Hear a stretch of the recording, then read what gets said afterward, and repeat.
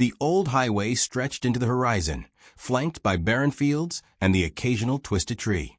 A storm brewed in the distance, dark clouds rolling like an approaching army. The air was thick with the scent of rain and dust. On this desolate road, a massive 18-wheeler barreled forward, its chrome gleaming under the dimming sun. Behind the wheel sat a man named Hank, a trucker with a reputation. He was a brute of a man, thick arms covered in faded tattoos, a permanent scowl etched onto his rugged face. His eyes, dark and cold, flicked from a road to the rearview mirror. He had no patience for delays, no sympathy for anything that got in his way. His job was to deliver cargo, and he didn't care how many rules or people he had to push aside to do it. Hank grunted as he adjusted his grip on the wheel. The highway had been empty for miles, nothing but the hum of his engine and the occasional rustle of wind against the truck's frame. His radio crackled, a country tune fading in and out. Then he saw it. Up ahead, standing in the middle of the road, was a horse. It wasn't just any horse. It was a Mustang, wild, untamed. Its chestnut coat gleamed even under the darkening sky, muscles rippling beneath its skin.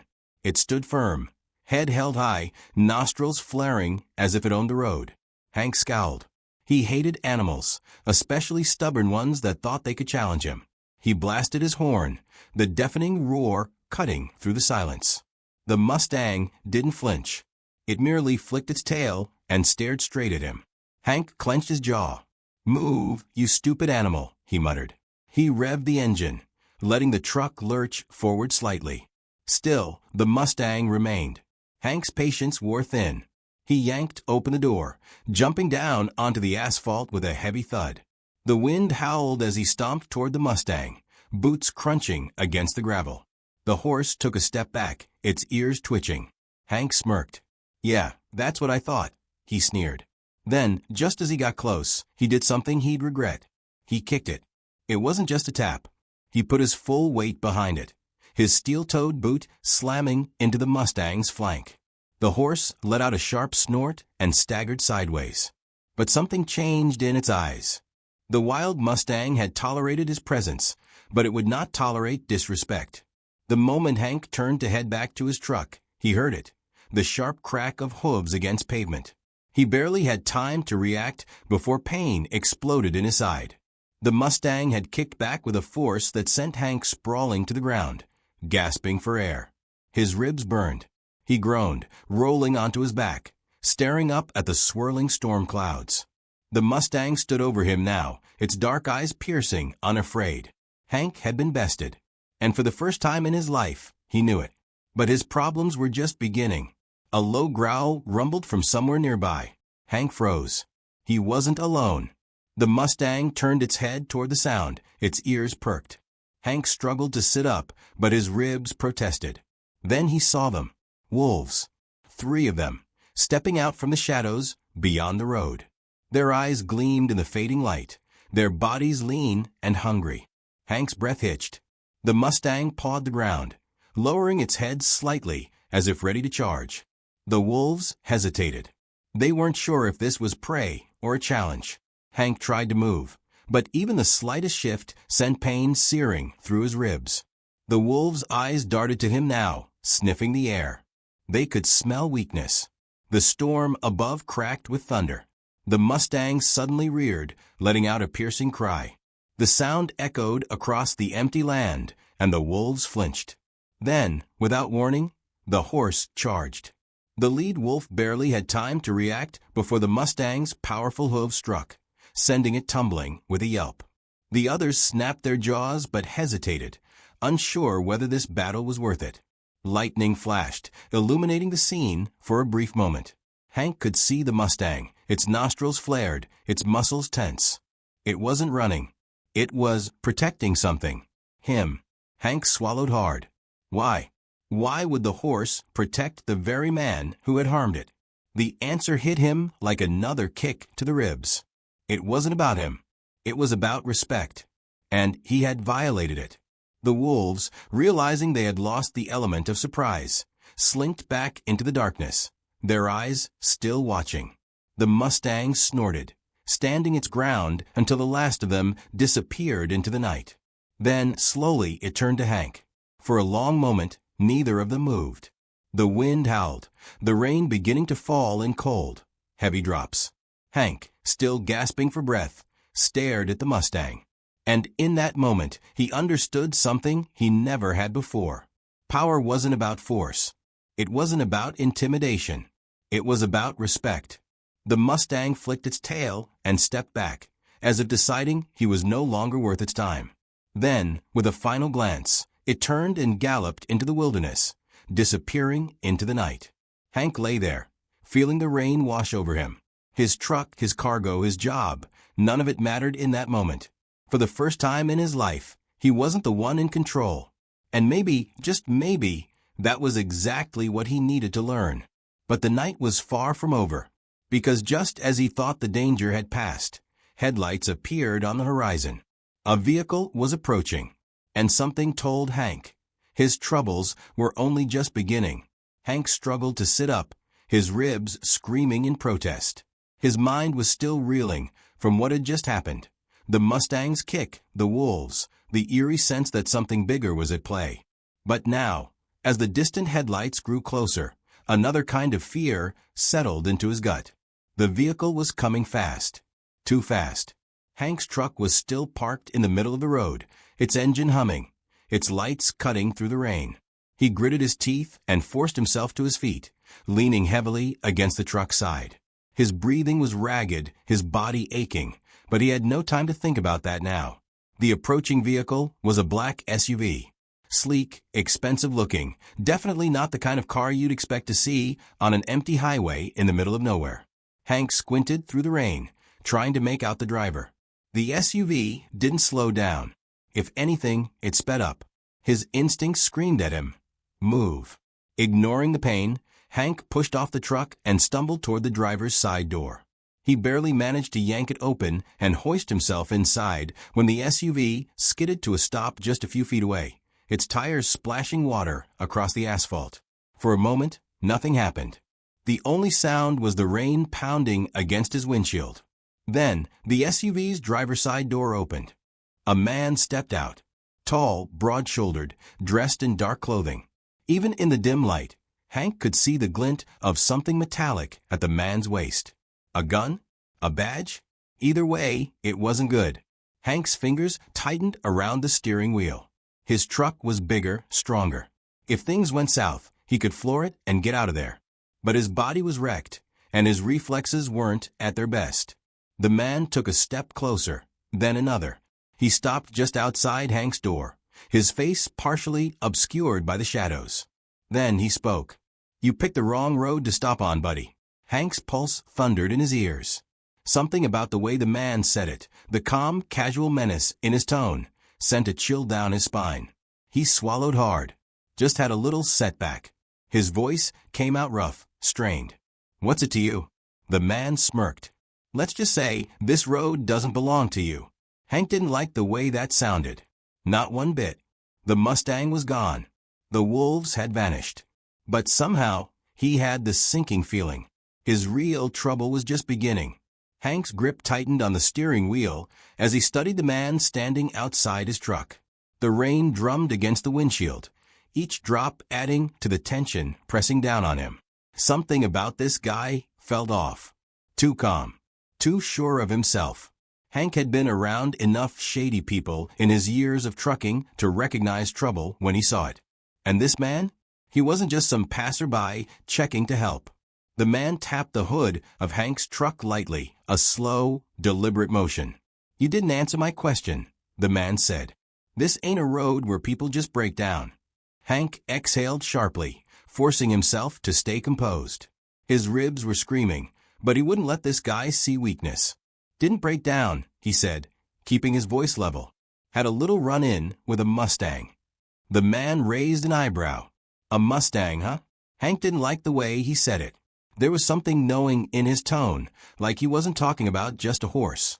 "Yeah," Hank said. "Kicked me pretty good, too." He let out a dry chuckle, trying to diffuse the situation. "So unless you're here to offer medical advice, I'll be on my way." The man didn't move. Instead, he tilted his head slightly, as if considering something. The rain dripped from his jacket, his eyes shadowed beneath the dim light of the truck's high beams. Then, slowly, he took a step closer. "You see, that's the thing," he said, his voice smooth, almost conversational. "Mustangs don't just wander these roads." Hank frowned. "What's that supposed to mean?" The man's lips curled into a small, humorless smile. "It means you saw something you weren't supposed to." A cold weight settled in Hank's stomach. "I don't know what you're talking about," he said carefully. The man exhaled, like he had expected that answer. He reached into his jacket, and Hank's whole body tensed, bracing for the worst. But instead of a gun, the man pulled out a small, worn notebook. He flipped it open, then turned it toward Hank. Even through the rain-streaked glass, Hank could see the drawing inside. It was the Mustang. Not just any Mustang, the Mustang. The same wild eyes. The same muscular frame. It was sketched in black ink, detailed and lifelike, like someone had been watching it for a long time. Hank's breath hitched. "What the hell is this?" he muttered. The man tapped the page. "That horse," he said. "It's not just some wild animal. It belongs to someone. And that someone doesn't like outsiders messing with it." Hank's mind raced. The Mustang had come out of nowhere, stared him down, and then, when he had been at his weakest, protected him from the wolves. And now, this stranger was acting like it wasn't just a horse, but something more. He swallowed hard. "Look, I don't want any trouble. If that horse belongs to someone, fine. I didn't hurt it." The man's expression didn't change. "You kicked it." Hank stiffened. You disrespected it." The way he said it made Hank's skin crawl. Before he could respond, the man took another step forward, placing his palm on the truck's door handle. Hank immediately locked it, his instincts screaming at him to keep this guy out. The man didn't react. He just smirked. "You can drive away," he said, "but you can't outrun this." Hank's pulse hammered. "Outrun what?" The man let out a low chuckle. "You'll see."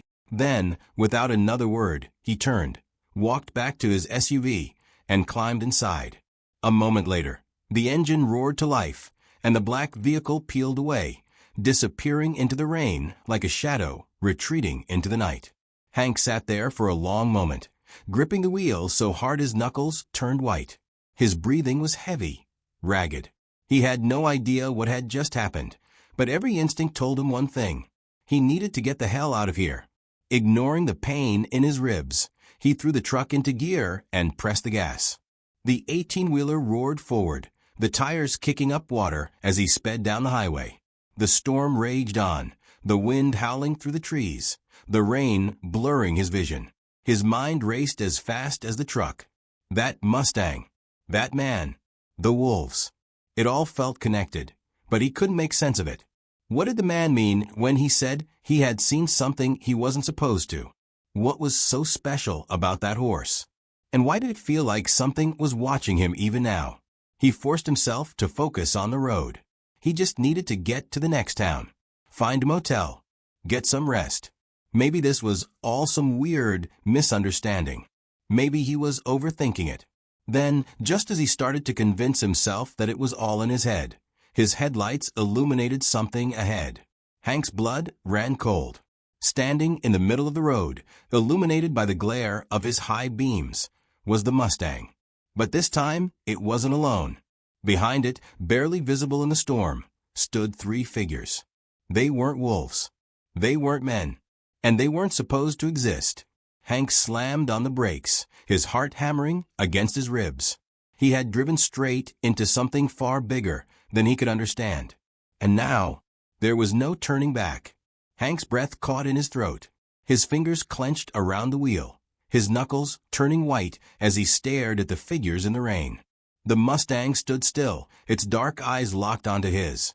It wasn't afraid. It wasn't even moving. It just stood there, like a sentry guarding something. But the figures behind it, they were tall. Too tall. Their shapes were human-like, but distorted. The rain made it hard to see, but Hank swore their limbs were just a little too long, their silhouettes flickering in and out like they weren't entirely solid. A chill crawled up his spine. He should hit the gas. Plow through. Whatever was in front of him Whatever madness he had stumbled into tonight, he needed to get away. But he couldn't move. The figures started walking toward him. No, not walking, gliding. Their movements were wrong, too smooth, like they weren't bound by the same rules of gravity that he was. The air around them seemed to ripple, distorting the space like heat rising off pavement. But this wasn't warmth, this was cold. Deep, unnatural cold that made Hank's breath come out in fog, despite the humid rain hammering against his windshield. His foot trembled over the gas pedal. But something in him, something primal, screamed don't. The Mustang huffed, shaking its head, water flicking off its dark coat. Then, for the first time since appearing, it moved. It stepped forward. The figures stopped. Hank watched, unable to blink, unable to breathe. The Mustang pawed at the wet ground, snorting. And in that moment, he felt something deep in his chest, something he didn't understand. The horse wasn't afraid. It was protecting him. One of the figures tilted its head, unnaturally slow. A whisper of sound, so faint it could have been the wind, slid through the air, wrapping around Hank's mind like a cold hand. Leave. The voice wasn't spoken. It was felt, a command deep in his bones. The Mustang pawed the ground again, more forcefully this time. Lightning flashed overhead, and for a split second, the figures were fully illuminated. Hank's stomach flipped. Their faces weren't faces, just hollow, shifting voids where eyes and mouth should be. The Mustang snorted loudly, muscles tensing. And then it charged. The ground shook as it bolted toward the figures, its hooves thundering against the asphalt. The air itself seemed to crack, splitting like glass. Hank barely had time to react before the figures vanished. Not faded, not ran, vanished, like they had never been there. The Mustang skidded to a stop, breathing heavily. Its dark eyes flicked to Hank one last time before turning and galloping into the darkness, disappearing into the storm. Silence. Hank sat there, his heart pounding, his mind refusing to process what had just happened. His truck hummed beneath him, engine idling. The rain fell harder now, washing away any sign that something unnatural had just occurred. For a long moment, Hank just sat. Then, without thinking, he pressed the gas, slowly rolling forward. His hands were shaking on the wheel. His breath came out uneven. He needed answers. Whatever this was, it wasn't over. And something told him he was only scratching the surface.